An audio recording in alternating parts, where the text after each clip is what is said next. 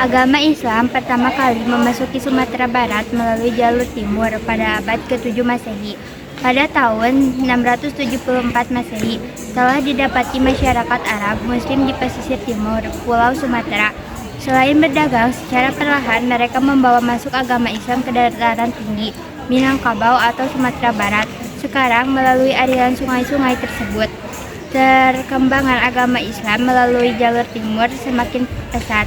Pada abad ke-13 Masehi, ketika kerajaan Islam Samudra Pasai muncul sebagai kekuatan baru dalam wilayah perdagangan Selat Malaka.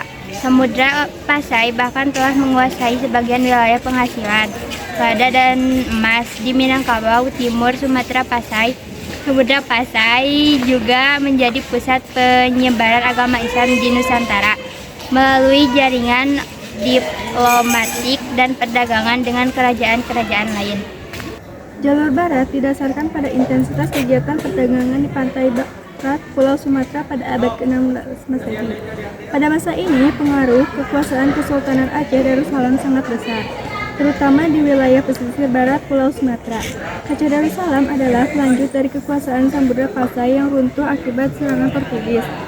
Syekh Burhanuddin adalah murid Syekh Abdul Rauf Singkil, ulama Tarekat Satariyah Aceh. Syekh Burhanuddin dikenal sebagai pembawa aliran Tarekat Satariyah ke Sumatera Barat untuk pertama kalinya. Tarekat Satariyah berperan penting dalam melahirkan gagasan-gagasan yang melampaui batas-batas implementasi ajaran sufistik itu sendiri, seperti halnya dalam bidang politik, sosial, dan budaya. Perkembangan agama Islam di Sumatera Barat tidak terlepas dari perkembangan kerajaan-kerajaan Islam yang ada di wilayah tersebut. Beberapa kerajaan Islam yang pernah berdiri dan berpengaruh di Sumatera Barat antara lain adalah Kerajaan Pagaruyung adalah kerajaan tertua dan terbesar di Sumatera Barat. Kerajaan ini berdiri sejak abad ke-12 Masehi dan mencapai puncak kejayaan pada abad ke-16 Masehi.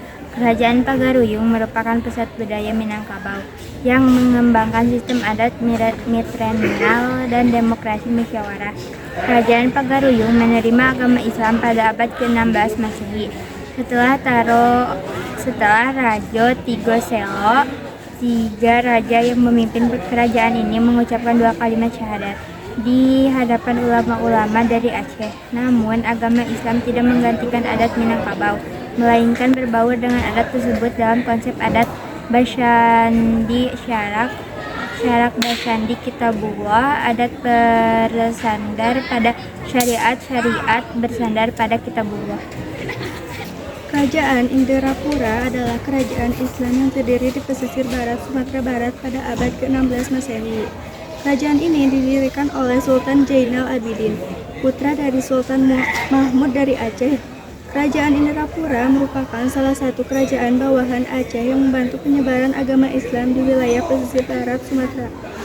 Kerajaan Indrapura mencapai puncak kejayaannya pada masa pemerintahan Sultan Iskandar Zulkarnain 1590 sampai 1641 Masehi, yang berhasil memperluas wilayahnya hingga ke daerah Kainan dan Padang. Kerajaan Indrapura juga dikenal sebagai kerajaan yang toleran terhadap agama lain, seperti Hindu dan Buddha. Kerajaan Pariaman adalah kerajaan Islam yang terdiri di pesisir barat Sumatera Barat pada abad ke-16 Masehi. Kerajaan ini didirikan oleh Sultan Muhammad Syah, putra dari Sultan Jainal Abidin dari Indrapura. Kerajaan Pariaman merupakan kerajaan yang mandiri dan tidak tunduk pada Aceh maupun Indrapura. Kerajaan Pariaman juga menjadi pusat perdagangan dan pelabuhan yang ramai di pantai Sumatera Barat. Kerajaan Pariaman mencapai puncak kejayaannya pada masa pemerintahan Sultan Mughayat Shah 1638 sampai 1670 Masehi, yang berhasil mempertahankan kemerdekaan kerajaannya dan serangan dari Aceh dan Belanda. Kerajaan Pariaman juga dikenal sebagai kerajaan yang berperan aktif dalam penyebaran agama Islam di wilayah pedalaman Minangkabau.